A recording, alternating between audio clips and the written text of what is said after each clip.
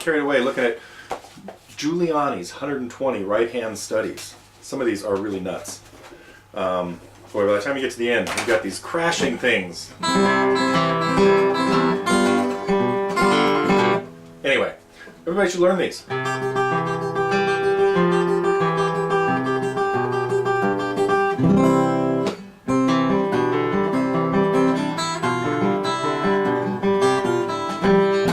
Okay. Anyway, interesting question going on the forum about notation, and if you look at some of these, well, we'll talk about this. I'll get back to this later. First, the news. It is Friday, January 11th, and had a couple of interesting songs happen this week, but what I mostly want to get to, we'll talk a little bit about right-hand studies, we'll talk about notation, we'll talk about muting techniques, especially on an electric guitar, I hope, if I remember to get to all of this. Maybe talk about mode changes a little bit. But first, the quick rundown of what we put out, new stuff for our Target members and our Target Lite members who might want to pick up something. Cowboys and Angels, kind of an interesting tune that Kevin brought in during a lesson, and I'm sure a lot of you were not familiar with it. Actually, I'm sure a lot of you were not familiar with a lot of stuff that I decided to put on the calendar for this week.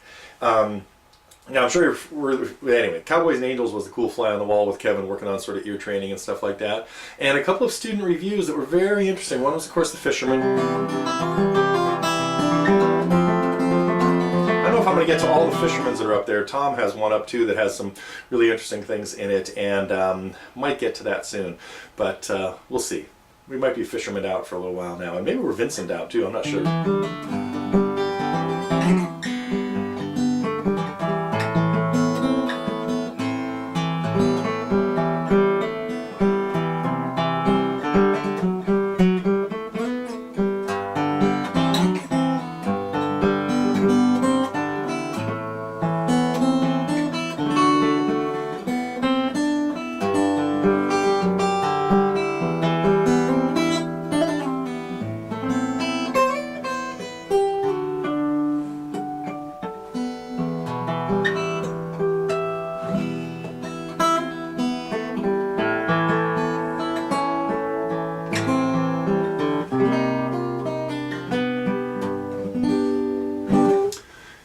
Anyway, sorry, ramble off with Don McLean, kind of a cool tune.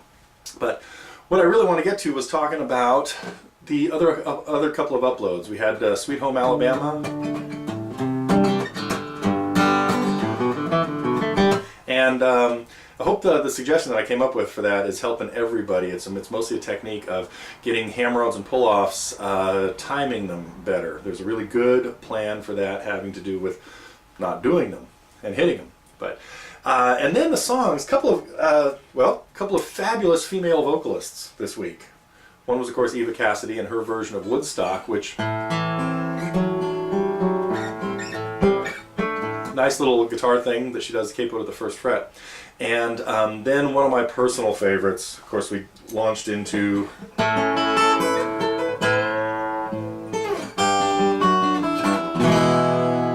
Renaissance, Annie Haslam.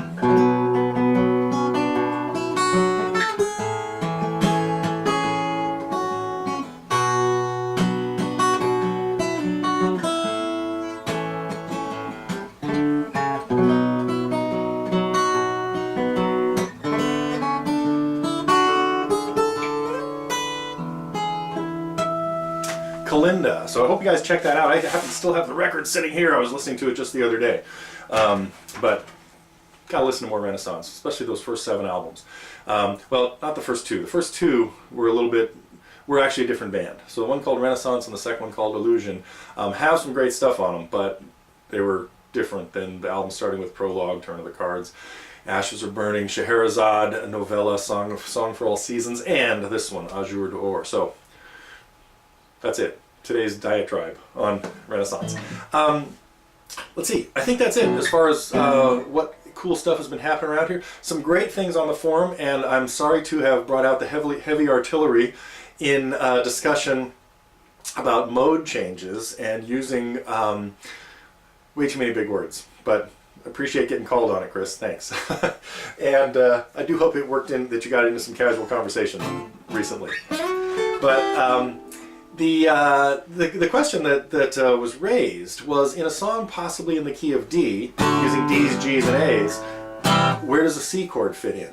And one of my stock answers to this is there really are no rules in music, but that's like saying there are no constants, and there really are. But you can really do anything you want as a songwriter. Sometimes I write stuff intentionally trying to make it sound weird.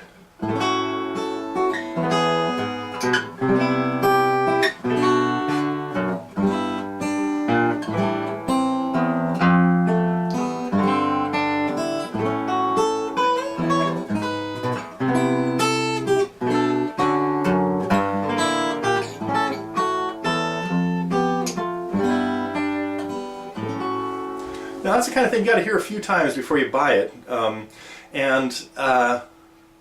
it's really unusual. In that case, chords kept landing on the wrong chord. It sounded like it should have gone to a major chord, went to a minor chord. The bass note didn't change when it should. Possibly the bass note didn't become right until the chord had already changed to the next chord. Little out of sync things. So this piece I wrote, oh my gosh, 25 years ago. It's on one of the albums. It's on the Horizon. Probably one not too many people have. But anyway, the point here is you've got the three major chords that make up the three primary major chords that would be common, let's say in the key of D, that of course be D, G, and A, and of course the minor chords that go with it. But there are satellite chords from nearby keys that are used commonly. One would be what appears to be a major chord on step 2. We've of course talked about that. Generally it's a secondary dominant leading you to chord 5. Well, sometimes there appears to be a major chord a whole step below in the key of D, that would be C. That frequently signifies at least a hint at a modal change changing into the Mixolydian mode. Now, without talking this too far into circles, sometimes that chord is usually followed by chord 4, and we can almost think of it as a 4 of 4, a secondary subdominant. Okay, all right, I've rambled on into the deep dark abyss here anyway. But yes, songs that do things like that include the Jason Mraz tune that was mentioned that brought it up, and Fire and Rain in the key of A uses a G chord. I had a student here earlier today working on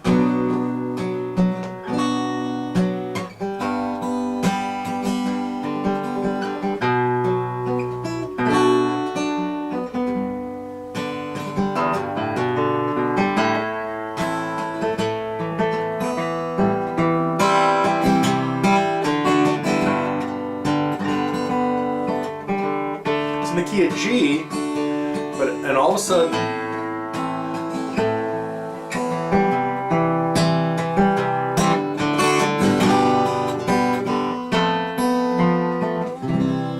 throws in an F chord.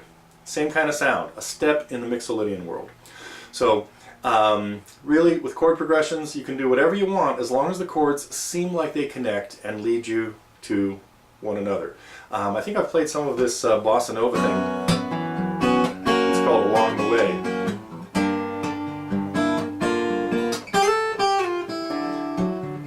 Two chords that don't really go together.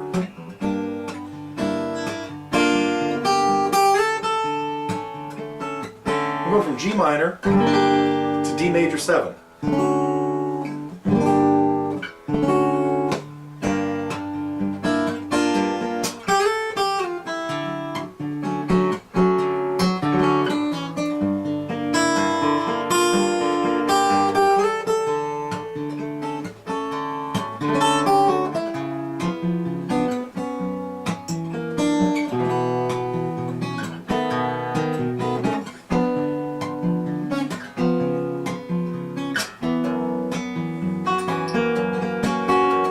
Anyway, a lot of unusual changes in there, but the melody kind of pulls it together.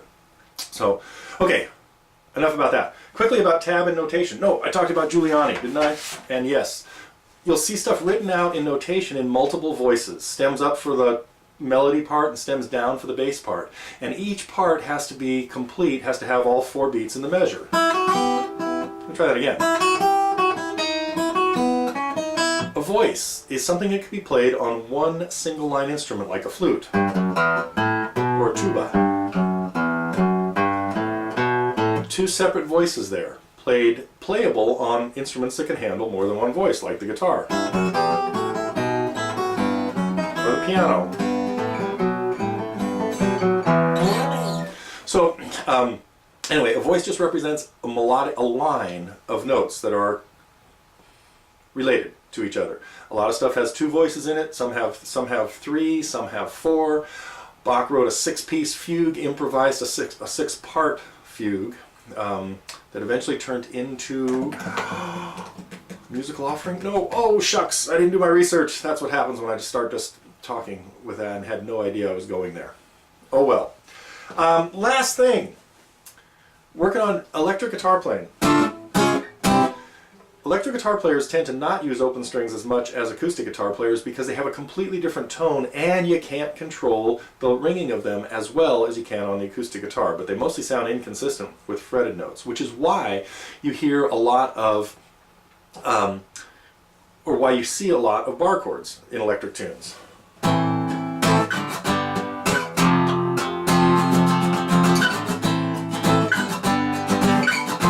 I was playing the end of Stairway to Heaven, on the acoustic guitar it sounded great like this. The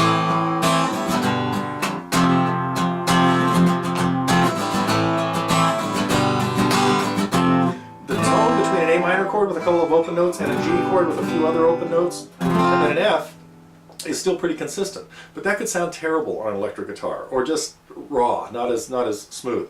So on electric it's really important to learn how to mute strings. Particularly a good practice that you can do on the acoustic guitar is learn to play your power chords where each finger is touching the neighboring string. So if I'm playing a power chord on the 5th string, the D string, sorry, 5th fret, a D power chord, the tip of my index finger is touching the 6th string so that it's dead, the 5th string is clean, and the 4th string is clean, and then my 3rd finger is on a little sloppy, killing the 3rd string.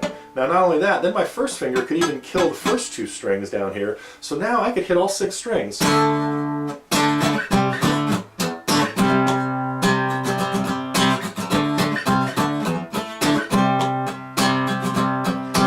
Sixth string.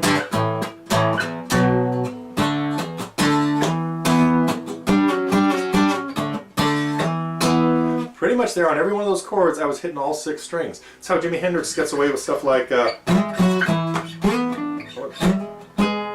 that it? Ah. Wrong frets. There we go. 7. Got it. Get back in Purple Haze mode.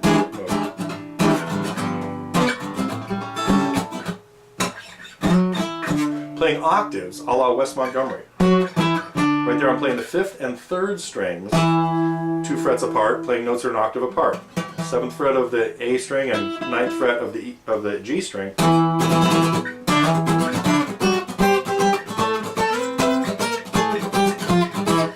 Anyway, learn to mute the strings. And yes, you sometimes will use your thumb to kill like a C chord, but it does make it hard to do things like. Okay, enough for now. Let me think. Anything else I want to talk about? I don't think so. I want to get back to practicing. Still got to work on this.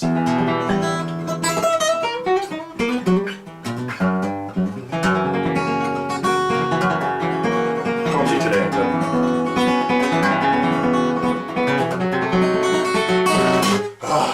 Villalobos are killing me. Back to maybe Recuerdos. Okay, I'm going to spend the rest of the day playing guitar and maybe putting out a lesson or two, or I might just take the week off, and we'll see. In any case, I'll be back with a report next week, middle of January. See ya.